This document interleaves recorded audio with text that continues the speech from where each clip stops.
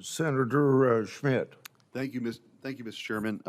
Mr. McDonald, if confirmed, you're going to be tasked with leading the DOJ's efforts to investigate, prosecute, and remedy fraud affecting the federal government. Is that correct? Yes, working with other partners within the DOJ, yes, Senator. That's great to hear. I do think that this issue of fraud and the epidemic is one of the most pressing issues that we can face as a country. Luckily, we have a president who agrees with that, who didn't just identify the problem last night, he declared war on fraud. And I think that's exactly what this moment demands. What we're facing, and you'll be tackling, is not just scattered misconduct. It's not bureaucratic inefficiency in the terms that have been used in the past. It's not an accounting error. It's organized theft on a national scale. People scammed the system, they saw vulnerabilities, they took advantage of it to the tune of billions and billions of dollars. And I think about the guy swinging the hammer or driving the truck who works his tail off and sends his money to Washington, D.C. that goes out the door. And you have this situation like Minneapolis where the Somali community figured out a way to do it to the tune of billions. And it's not limited just to that example, but I just think it's a tip of the iceberg that we have to address. And so it could be that the federal government loses $1 trillion a year in fraud. And if you think about it, if we got that under control for like a decade, that would make a big difference. I mean, $1 trillion is $1 trillion, and it adds up. And this isn't an abstract. This is money taken away, as I mentioned, from American workers. In a normal country, losing $1 trillion worth of fraud would trigger an emergency action. But in this town, it may trigger a hearing, but after that, silence. And I think that's where you come in and the work that you're going to do with other federal prosecutors. I'm glad that the President has tasked Vice President Vance, presumably to work with you and kind of help lead this effort as well, in mobilizing a national effort to take this on. I think President Trump is changing the structure of Article 2 to go after fraud, and not a moment too soon.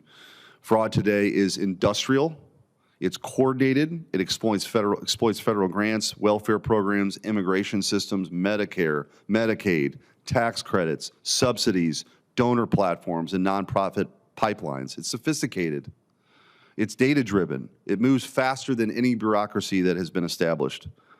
And for far too long, enforcing that has been reactive, fragmented, and hesitant. I can just tell you as a former prosecutor, former attorney general, this sort of pay and chase model, it doesn't work.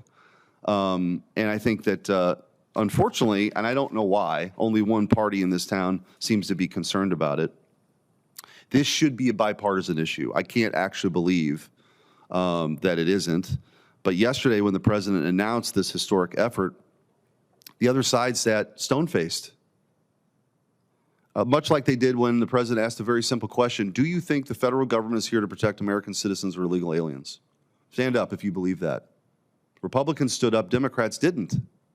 I actually can't believe that's where we're at right now. But it's where we're at right now. And you look at Minnesota specifically, where efforts to crack down on fraud were met not with support, but with accusations of fascism and racism. Fraud networks operate because they believe the risk is low and the reward is high.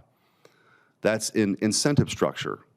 And wars are fought by changing incentives, and that's what we're going to do with this war on fraud. My advice, for what it's worth, be aggressive, prosecute relentlessly, and recover the assets on behalf of the American people.